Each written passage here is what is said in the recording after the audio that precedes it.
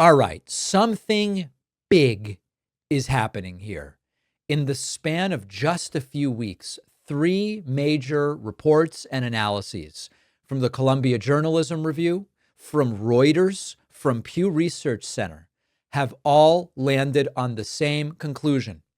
Old media and the old media order is breaking down, and independent creators like me and Brian Tyler Cohen are no longer fringe alternatives. Now, you might be saying, yeah, David, you've been arguing that for years. Right. But it is not just me saying it anymore. Okay. And that's what matters here.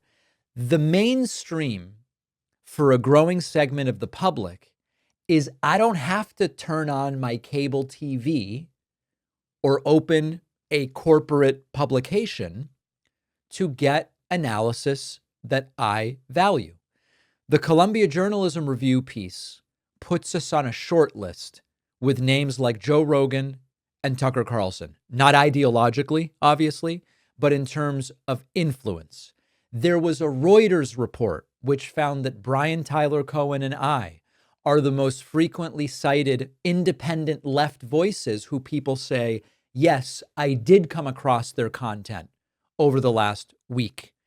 And beyond that, there's this additional digital news report, which also included us. Now, these are increasingly, let me put it this way.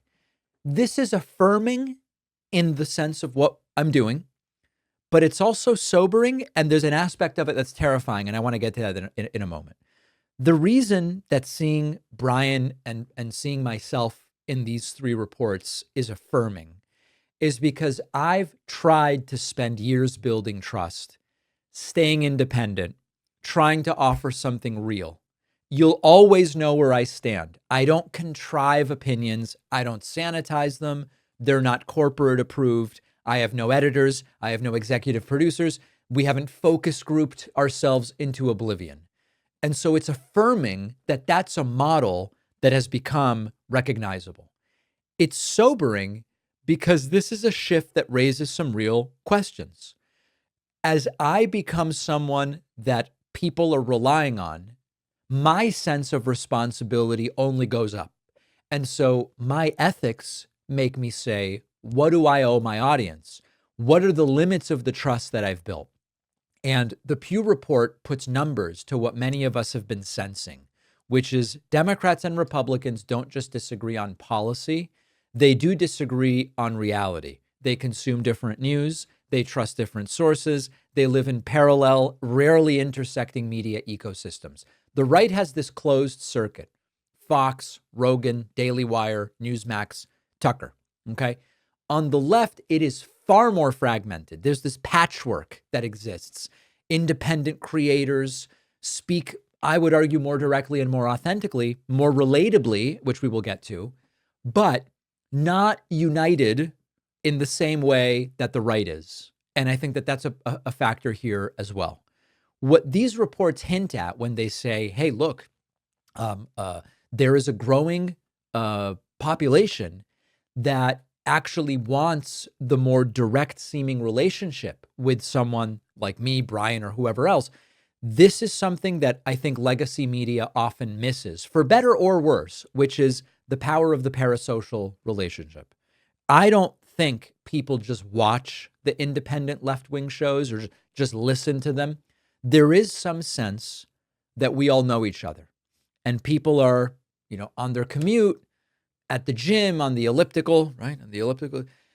And as they listen, as they watch, there is a level of connection that's created that I don't think is typical with like a CNN anchor or the editorial board of the Wall Street Journal. Oh, the editorial board of the Wall Street Journal has endorsed this or that.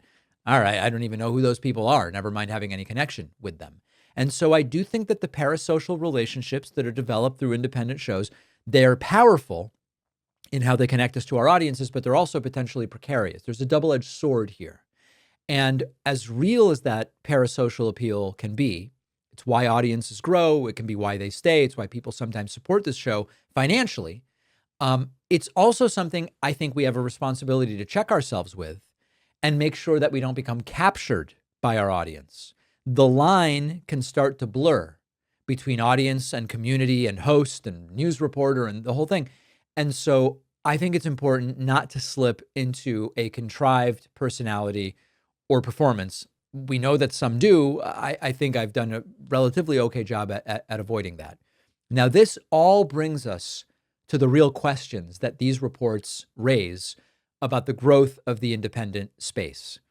If legacy media is giving way and we're sort of trying to help build what comes next, I do think that it's important, and I apply this to myself, and I think all independent creators should be saying these things to themselves. For example, what are the standards we hold ourselves to? Even if we don't have the executive producers and the lawyers and the editors breathing down our necks, what standards do we hold ourselves to? Are we being transparent about our biases and opinions? Or are we becoming versions of the ideological silos that we criticize when they are on corporate media? When there is criticism of the show, when there is disagreement, am I engaging in good faith, or am I feeding the algorithm by leaning into the outrage? I try to avoid, the personal battles with other creators and the outrage porn and this sort of thing. Am I fact checking as rigorously as I would expect a legacy or corporate media outlet to do, given the resources that we have as independent creators? And then finally, if there is a slice of media consumer out there that trusts me more than they trust fill in the blanks, right? Whatever corporate outlet, what sort of responsibility does that place on my shoulders? And I don't really see this as a rhetorical exercise. This is the terrain where we now are. Creators need to figure it out, and audiences need to figure it out. And this digital news report really kind of seals the deal. Younger generations, especially 18 to 29, many have bypassed traditional news. Older viewers have come here from legacy and corporate media. A lot of the 18 to 29s were never there. They just came straight to YouTube, TikTok, TikTok, podcasts, etc. And I think that there's a huge opportunity here. There's risk and there's responsibility. The line between here's content and here's news and here's media, the line kind of starts to blur. And when the trust is placed in individuals, the other downside is that bad actors can do really well, right? Andrew Tate, Daily Wire people. And so the question is less about whether independent media is the future. It's going to be a part of the future, although I think legacy and corporate media are always going to be there. The question is, are we building a future that is going to persist as being a better alternative to the problems of corporate media? Because I don't want to end up recreating the same problems we criticized to begin with. So if you've been watching or listening for years, thank you. You have helped build this thing. If you're new here, welcome. I'm glad that you're here. We are really in a transitional phase right now. And as some futurists say, when you're in the middle of a big change, it can sometimes be hard to notice it. But over the last 12 to 14 years, the change in the media and news landscape has been dramatic. So we continue to be in this turning point. A lot of the tougher work is starting now as the audiences grow to levels that start to become very, very interesting. So really cool reports. Great to hear from so many folks who saw them.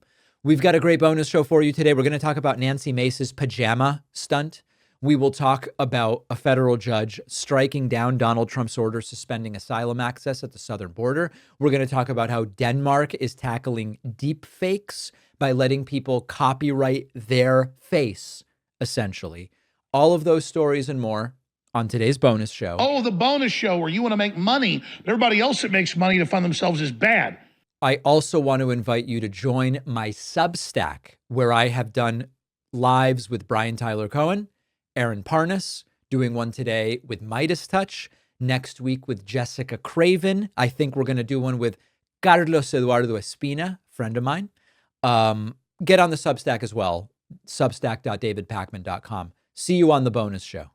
These days, sadly, it's less a question of if your personal information will be leaked. It's more a question of when will it happen. And this is why I use Aura. Our sponsor, Aura, monitors the dark web, your financial accounts, your credit, and will let you know with real-time alerts if any of your personal information has been exposed or if someone tries to use it to steal your identity. Could be your social, could be bank logins, your credit file. Aura keeps an eye on all of it 24/7 so you're not blindsided by fraud. It's like having a digital bodyguard with Aura that never sleeps, scanning for threats, able to warn you before real damage is done.